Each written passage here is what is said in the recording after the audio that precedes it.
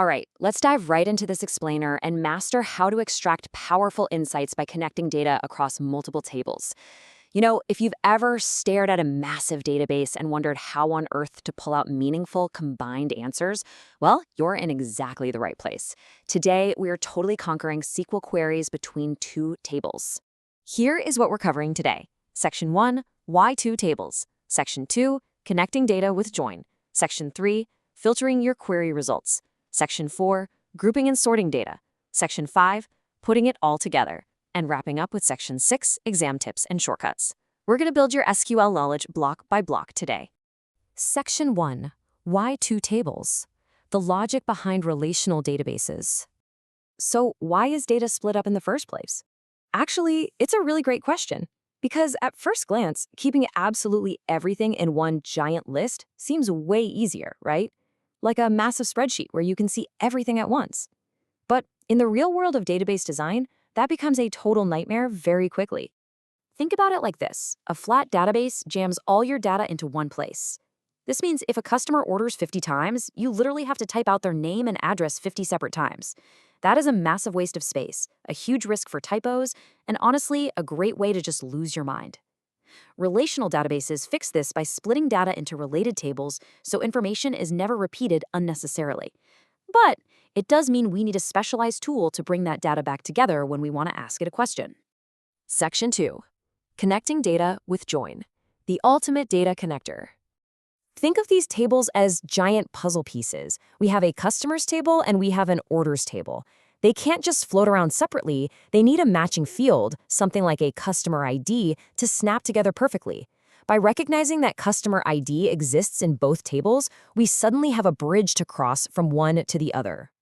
So the absolutely crucial point here is that a join simply follows the relationships that were already defined in the database design. When you use a join, you're basically telling the database, hey, look at those matching fields, find where the values are exactly equal, and stitch those rows together into one unified result. It lets you answer those complex questions that a single table simply can't answer by itself. And here's what that actually looks like in code. We select the columns we want, specify our tables using the from and join clauses, and then tell the database exactly how they match using the word on. But notice how we use table aliases here, like C for customers and O for orders. Using ASC and ASO makes this long query shorter and, honestly, much easier to read. Instead of typing out customers.customerID every single time, you just type c.customerID. It's a fantastic habit to get into. Section 3. Filtering your query results. Narrowing down the noise. Filtering really matters here because a join produces a lot of rows, sometimes millions of them. These relational operators narrow everything down to exactly what your question is asking for. You use the where clause combined with standard operators, equals, greater than, or less than. You can also use between for a specific range, like finding orders between $100 and $500. And you can stack all these together using and, or, and not to create incredibly precise filters. But wait, what happens when you don't know the exact text? Well, the like keyword with a percentage wildcard is absolutely perfect for pattern matching.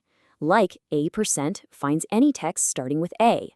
Like %sun finds text ending in sun.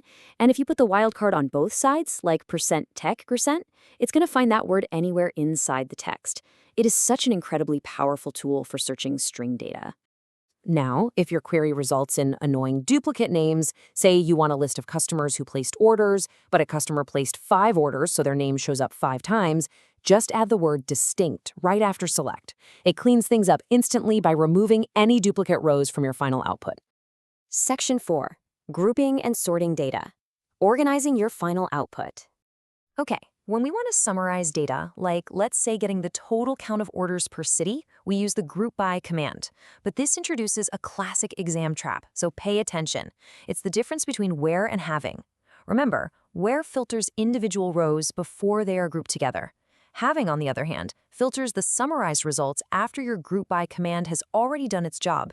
So if you want to only show cities that have more than 3 orders in total, you absolutely must use having. Finally, to make your data actually look polished and professional, use order by. This controls the final presentation. You can sort ASC for ascending order, which is smallest to largest, or A to Z, Or use DESC for descending order, which gives you the largest numbers or the newest dates first. Section 5. Putting it all together. The climax, a worked example. Let's read this prompt carefully. A school wants the names of students and subjects for marks between 70 and 100, sorted from highest mark to lowest. This right here is exactly the kind of prompt you're going to see on an exam or in a job interview. So let's break down how to tackle it systematically, step by step. First things first, we identify our two tables. We've got a students table with student ID and student name, and we have a results table with student ID, subject, and mark. Because the prompt asks for the student name and the mark, we know we have to use both tables. And right there, we spot our matching field. Student ID is in both tables. Boom, that's our bridge. Next, let's map out the logic. Step 1. Join students to results using that student ID. Step 2. Use a where clause to keep only the marks between 70 and 100. Step 3. Sort the highest marks first using order by with a DESC operator. And Step 4. Just for good measure, we'll use the student's name as a secondary sort in ascending order, so if 2 kids get a 95, their names appear alphabetically. A truly strong exam answer explains your logic step by step, just like this, proving you actually understand the reason each clause is being used. And here is all of that logic translated directly into our final code. Look at how it brings the select, join, on, where, and order by blocks together into one powerful, well-oiled machine.